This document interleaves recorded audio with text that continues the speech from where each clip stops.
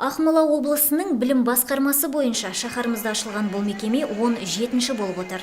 Ерекше балаларға, яғни мүмкіндігі шектеулі бүлдіршіндерге психологиялық педагогикалық көмек көрсетуге негізделген орталық нөмір 8-ші орта мектебінің қабырғасында ұйымдастырылып, оның ашылу салтанатына қадірлі меймандар шақыртылды.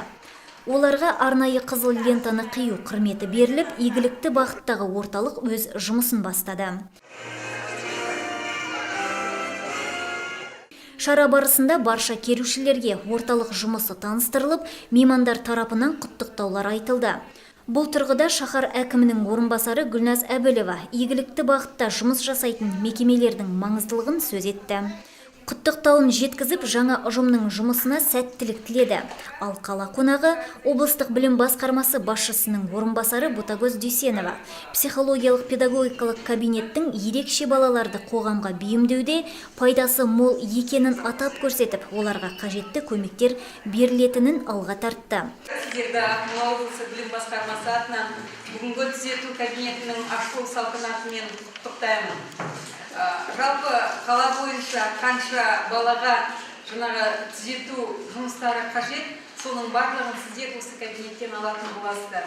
Сонымен бірге шара жалғасында белгілі болғандай, аталмыш орталықтарды ашу соңғы 5 жылдықта кеңінен қолға алынған. Жыл соңына дейін тағы 2 осындай орталықты Қорғалжын және Егіндікөл аудандарында іске қосу жоспарланып отыр. Салтанатты рәсім жалғасында ата-аналар тарапынан да жүрек жарды сөздер айтылып, балалардың қатысуымен арнайы шеберлік дәрістері де көрсетілді.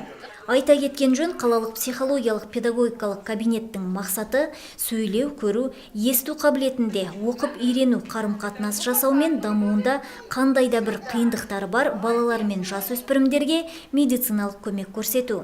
Ең басты мақсатымыз ерекше балаларға қолдау көрсету.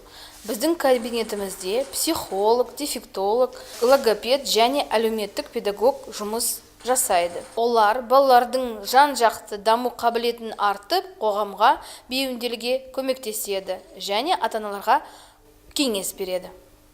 Орталық мамандарының ақпаратына сай, орталыққа бүгінгі таңда 25 бала қабылданып отырса керек. Ендеше, игі істерді игергелі отырған орталыққа сәттілік серік болғай демекпіз.